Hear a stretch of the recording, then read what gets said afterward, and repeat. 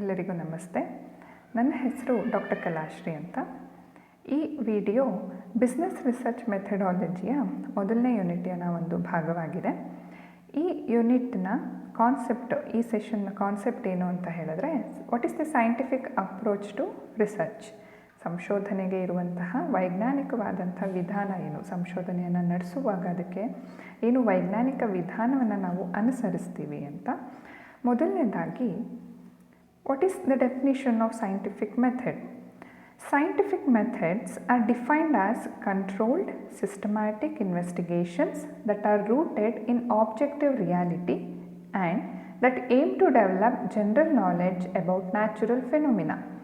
ವೈಜ್ಞಾನಿಕ ವಿಧಾನದಲ್ಲಿ ನಾವು ಏನನ್ನು ನೋಡ್ತೀವಿ ಅಂತ ಹೇಳಿದ್ರೆ, ಒಂದು ಕಂಟ್ರೋಲ್ಡ್ ಮತ್ತು ಸಿಸ್ಟಮ್ಯಾಟಿಕ್ ಇನ್ವೆಸ್ಟಿಗೇಷನನ್ನು ನೋಡ್ತೀವಿ. ಅಂದರೆ ವ್ಯವಸ್ಥಿತವಾದಂತಹ ಇನ್ಡೆಪ್ತ್ ಸ್ಟಡಿ ಇರುತ್ತೆ ರಿಸರ್ಚ್ ಬಗ್ಗೆ.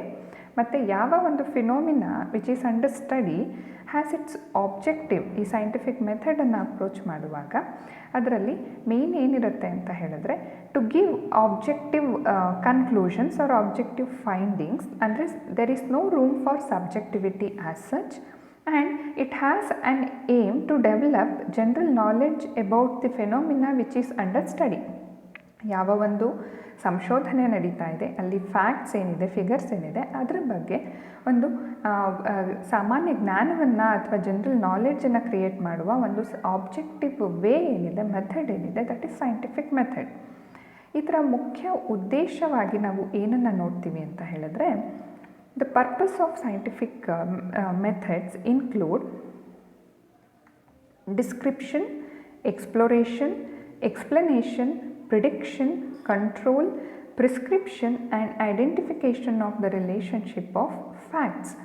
ಅಂದರೆ ಏನು ನಿಜಾಂಶಗಳಿದೆ ಅದರ ಡಿಸ್ಕ್ರಿಪ್ಷನ್, ಅಂದರೆ ವಿವರಣೆ ನೀಡೋದಾಗಲಿ, exploration, that means you go in depth to gain insight into the something that is under consideration for your research, and you explain the phenomena, the facts and figures. You predict, ಅಂದರೆ ಮುಂಚಿತವಾಗಿ ಅದನ್ನು predict ಮಾಡ್ತೀರಾ. You have control over that to have prescription for the same thing what you are doing in reality, and to identify the relationship of facts of variables which you are studying.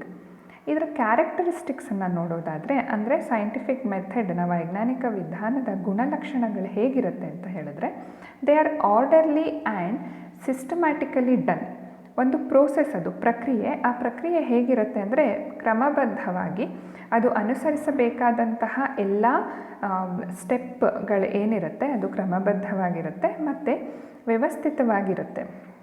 There is no room for vague concepts or ideas as such. ಮತ್ತು whoever that researcher is there, the scientist, they attempt to control the external factors that are not under the investigation that is you are doing. ಯಾವ ಒಂದು ಸಂಶೋಧನೆಯಲ್ಲಿ ಯಾವ variables ಏನಿದೆ ಅವುಗಳ ಯಾವುದೇ ರೀತಿಯಾದಂಥ ಒಂದು ಇನ್ಫ್ಲೂಯೆನ್ಸ್ ಇರೋದಿಲ್ಲ. ಆ ವೇರಿಯಬಲ್ಸ್ ಏನಿರುತ್ತೆ, ಆ ಎಕ್ಸ್ಟರ್ನಲ್ ಫ್ಯಾಕ್ಟರ್ಸ್ ಏನಿರುತ್ತೆ ಅವುಗಳನ್ನು ಕಂಟ್ರೋಲ್ ಮಾಡ್ತೀವಿ ನಾವು.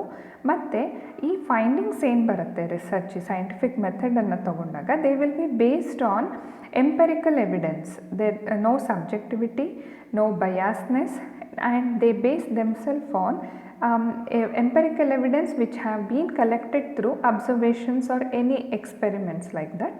ಮತ್ತು ಈ ಸೈಂಟಿಫಿಕ್ ಮೆಥಡ್ ಫೈಂಡಿಂಗ್ಸ್ ಏನು ಬರುತ್ತೆ, they can be generalised to other studies. Okay, generalisation means that the findings of one study can be used in situations other than one which you are studying. ಈಗ ಪ್ರಸ್ತುತವಾಗಿ ಯಾವ ಒಂದು ಸಂಶೋಧನೆ ನಡೀತಾ ಇದೆ ಅದನ್ನು ಬಿಟ್ಟು ಬೇರೆ ರೀತಿಯ ಪರಿಸ್ಥಿತಿಗಳಲ್ಲೂ ಕೂಡ ನಾವು ಜನರಲೈಸ್ ಮಾಡುವಂತಹ ಒಂದು ಎಬಿಲಿಟಿ ಆ ಫೈಂಡಿಂಗ್ಸ್ಗೆ ಇರುತ್ತೆ scientific ಮೆಥಡನ್ನು adopt ಮಾಡ್ಕೊಂಡಿದ್ದಾಗ.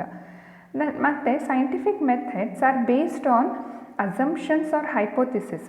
Hypothesis are they are assumptions that are made about the relationship between variables which will be studied in the research. Okay, so scientific methods, they base themselves on such assumptions.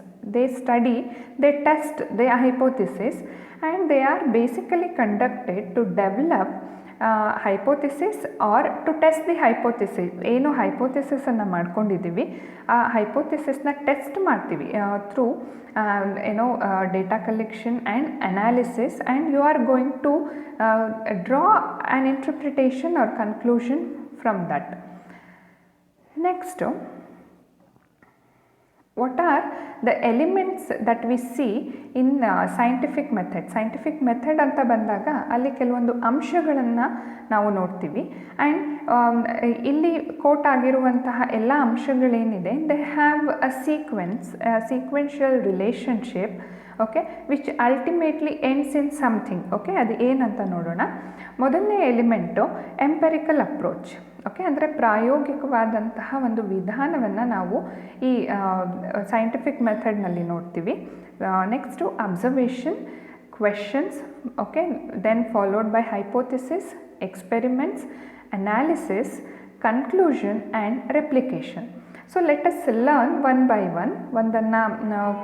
ಇವುಗಳನ್ನು in detail ಆಗಿ ನೋಡೋದಾದರೆ, empirical approach ಅಂದರೆ they are evidence based approach to a research. Okay, ಯಾವುದನ್ನು ಆಗಲಿ subjective ಬಯಾಸ್ನೆಸ್ಟಿಂದ ಆಗಲಿ ಅಥವಾ ನಮ್ಮ ವೇಗ ಕಾನ್ಸೆಪ್ಟ್ಸ್ ಬೇಸ್ ಆಗಿರೋದಿಲ್ಲ.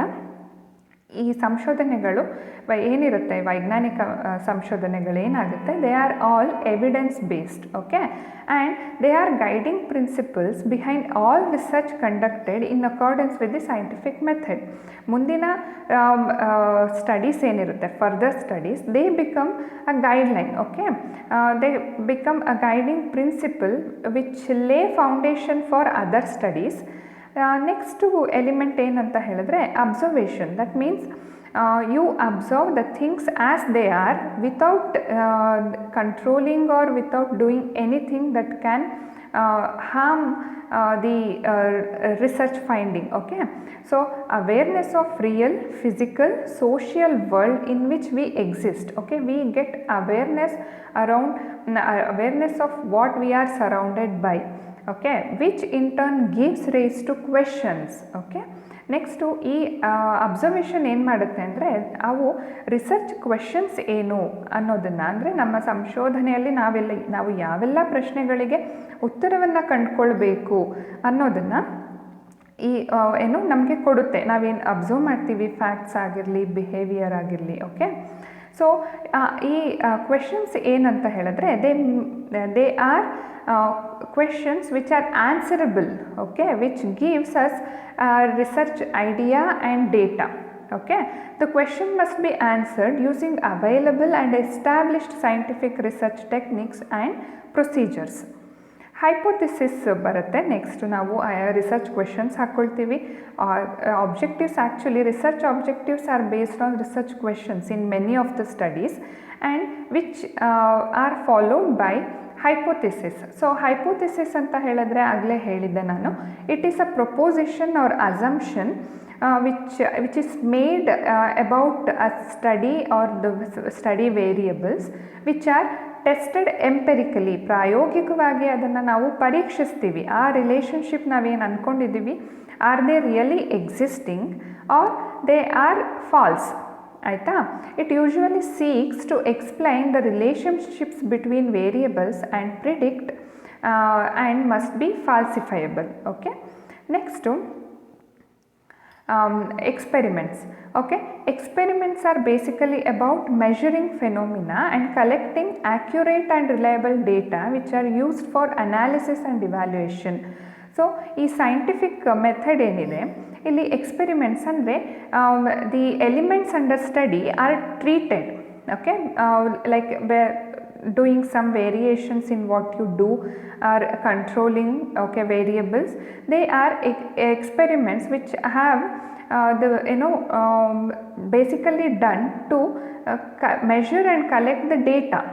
Okay, which are accurate and which can be relied on. Okay, reliable ಅಂದರೆ ನಂಬುವಂತಹ ಅಂದರೆ ಫ್ಯಾಕ್ಟ್ಗೆ ಹತ್ತಿರವಾಗಿರುವಂಥ ಮತ್ತು ಆ್ಯಕ್ಯುರೇಟ್ ಡೇಟಾವನ್ನು ಕಲೆಕ್ಟ್ ಮಾಡೋದು ಮತ್ತು ಮುಂದೆ they have to be analysed. Okay, ಎಕ್ಸ್ಪೆರಿಮೆಂಟ್ಸಿಂದ ಬಂದಂಥ ಡೇಟಾ ಏನು ಮಾಡ್ತೀವಿ ಅಂದರೆ they have to be analyse ಅಂದರೆ ವಿಶ್ಲೇಷಿಸಬೇಕು.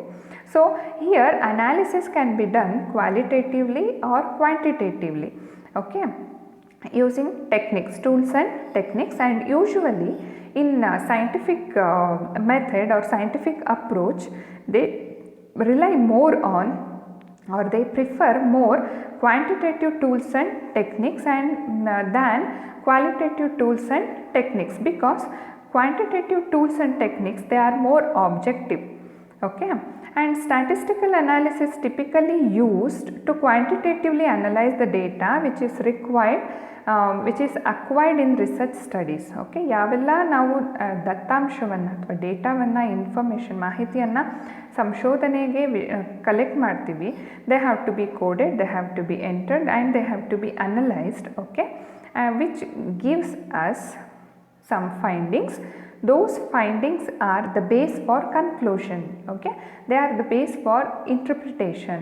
Okay, when undertaking a research, conclusion should only be based on available data and not broadened to include statements which are not supported by the data. ನಾವು ಯಾವ facts and ಫಿಗರ್ಸನ್ನು ಡೇಟಾನ collect ಮಾಡಿದ್ದೀವಿ, ಆ data analyse ಮಾಡಿ ಅದರಿಂದ ಬಂದಂತಹ ಫೈಂಡಿಂಗ್ಸು ಅದನ್ನು ನಾವು ಬೇಸಾಗಿ ತಗೊಳ್ಬೇಕು. ಯಾವುದೆಲ್ಲ ಡೇಟಾ ನಾವು ಇನ್ಕ್ಲೂಡ್ ಆಗಿರೋದಿಲ್ಲ ನಮ್ಮ ಸ್ಟಡಿಯಲ್ಲಿ, ಅವುಗಳ ಬೇಸಿಸ್ ಮೇಲೆ ಯಾವುದೇ ರೀತಿಯಾದಂತಹ ಇಂಟರ್ಪ್ರಿಟೇಷನ್ಗಳನ್ನು ಕನ್ಕ್ಲೂಷನ್ಸ್ನ ಕೊಡಬಾರ್ದು. ಓಕೆ, ಆ್ಯಂಡ್ ರೆಪ್ಲಿಕೇಶನ್ ಅಂದರೆ ಪುನರಾವರ್ತನೆ. Okay, replication establishes the reliability of a research studies conclusion ಅಂದರೆ ಮುಂದೆ ಕೂಡ ನಾನು ಇದೇ ರೀತಿಯಾದಂಥ ಒಂದು ಸಂಶೋಧನೆಯನ್ನು ಮಾಡಿದಾಗ for further studies will I be able to get the same results what I have got or achieved now. Okay, so the purpose of replication is to ensure that if the same research study is conducted with different participants ಅಥವಾ with different variables, ಬೇರೆ ವೇರಿಯೇಬಲ್ಸ್ಗಳನ್ನಾಗಲಿ ಅಥವಾ ರೆಸ್ಪಾಂಡೆಂಟ್ಸ್ಗಳನ್ನು ನಾನು ಬೇಸಾಗಿ ಇಟ್ಕೊಂಡು ನಾನು ಮುಂದೆ ಸ್ಟಡಿಯನ್ನು ಮಾಡಿದ್ರೆ scientific methods ಮೂಲಕ ಇದೇ ರೀತಿಯಾದಂತಹ ಕನ್ಕ್ಲೂಷನ್ಸು ಅಥವಾ ಫೈಂಡಿಂಗ್ಸು ಪುನರಾವರ್ತನೆ ಆಗುತ್ತಾ. ಈ ಒಂದು ಎಲಿಮೆಂಟ್ ನಾವು ಸೈಂಟಿಫಿಕ್ ಮೆಥಡಲ್ಲಿ ಏನು ನೋಡ್ತೀವಿ ಅಂದರೆ they can be achieved. Okay, because they are scientific methods, ವೈಜ್ಞಾನಿಕವಾಗಿ ಮಾಡಿಕೊಂಡಂತಹ ಒಂದು ಅಪ್ರೋಚ್ ಆಗಿರುತ್ತೆ. ಇನ್ನು ಬರೋದಾದರೆ ಸೈಂಟಿಫಿಕ್ ಅಪ್ರೋಚ್ ಇನ್ ಬಿಸ್ನೆಸ್ ರಿಸರ್ಚ್ಗೆ ಬರೋದಾದರೆ the scientific method is effective in physical sciences. Okay, ಯಾಕೆ ಅಂತ ಹೇಳಿದ್ರೆ that physical phenomena can be verified and evaluated. Physical sciences like physics, chemistry, ಅಲ್ಲಿ ಎಕ್ಸ್ಪೆರಿಮೆಂಟಲ್ ರಿಸರ್ಚು ಹೆಚ್ಚು ಆಗ್ತಾ ಇರುತ್ತೆ, ಎಕ್ಸ್ಪೆರಿಮೆಂಟ್ಸ್ ಆಗ್ತಾ ಇರುತ್ತೆ. ಮತ್ತು ಏನು ನಾವು ವೇರಿಯೇಬಲ್ಸನ್ನು ಸ್ಟಡಿ ಮಾಡ್ತೀವಿ they can be verified and evaluated. Okay, ನಾವು ಅಲ್ಲಿ ನಾನ್ ಲಿವಿಂಗ್ ಥಿಂಗ್ಸ್ ಮೇಲೆ ಎಕ್ಸ್ಪೆರಿಮೆಂಟ್ಸ್ ಆಗೋದಾಗಲಿ ಆಗ್ತಾ ಇರುತ್ತೆ. So it can be verified. Okay, but many managerial factors ಅಂದರೆ ನಮ್ಮ ಮ್ಯಾನೇಜರಿಯಲ್ ರಿಸರ್ಚ್ಗೆ ಬರೋದಾದರೆ it is more about behavioural aspects. Okay, in business organizations which cannot absolutely be tested or verified physically.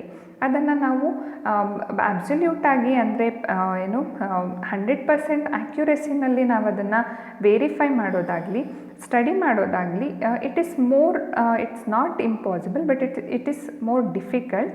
And as a result of that the scope of scientific method in management is limited. Okay, so management problems cannot be empirically tested. So many of the management problems which includes the behavioral aspects as such, so they cannot be empirically tested. So ಇದಿಷ್ಟು ಈ ಸೆಷನ್ನ ಭಾಗವಾಗಿ ನೀವು ಓದ್ತೀರಾ. ಅದನ್ನು ನಾವು just ಒಂದು quick recap ಮಾಡೋದಾದರೆ, ನಾವಿಲ್ಲಿ ಡೆಫಿನೇಷನನ್ನು ಕಲ್ತ್ಕೊಂಡ್ವಿ, ಸೈಂಟಿಫಿಕ್ ಮೆಥಡ್ ಅಂದರೆ ಏನು ಅಂತ, ಸೈಂಟಿಫಿಕ್ ಮೆಥಡ್ನ ಅಪ್ರೋಚ್ ಹೇಗಿರುತ್ತೆ, ರಿಸರ್ಚ್ ಮಾಡಬೇಕಾದ್ರೆ ಅನ್ನೋದನ್ನು ತಿಳ್ಕೊಂಡ್ವಿ, ಅದರ ಪರ್ಪಸ್ ಏನಿರುತ್ತೆ, ಜೊತೆಗೆ ಆ ಕ್ಯಾರೆಕ್ಟರಿಸ್ಟಿಕ್ಸ್ ಏನು ಬಿಲ್ಡ್ ಆಗಿದೆ ಸೈಂಟಿಫಿಕ್ ಮೆಥಡ್ ಅಂತ ಹೇಳಿದ್ರೆ ಯಾವುದೇ ಒಂದು ಸಂಶೋಧನೆಯಲ್ಲಿ ಅನ್ನೋದನ್ನು ನೋಡಿದ್ವಿ. ಮತ್ತು ಅಲ್ಲಿ ಬಹಳಷ್ಟು ಎಲಿಮೆಂಟ್ಸ್ಗಳನ್ನು ನಾವು ಕಲ್ತ್ಕೊಂಡ್ವಿ. ಅಂದರೆ ಹೈಪೋಥಿಸಿಸ್ ಇರ್ಬೋದು, ಎಕ್ಸ್ಪೆರಿಮೆಂಟ್ಸು, ಅನಾಲಿಸಿಸ್ಸು ಮತ್ತು ರೆಪ್ಲಿಕೇಷನ್ನು ನಾವು ಸೈಂಟಿಫಿಕ್ ಮೆಥಡನ್ನು ಅಪ್ಲೈ ಮಾಡಿಕೊಂಡಾಗ ಸಾಮಾನ್ಯವಾಗಿ ನೋಡುವಂತಹ ಅಂಶಗಳು ಅನ್ನೋದನ್ನು ಕಲ್ತ್ಕೊಂಡ್ವಿ. Okay, thank you.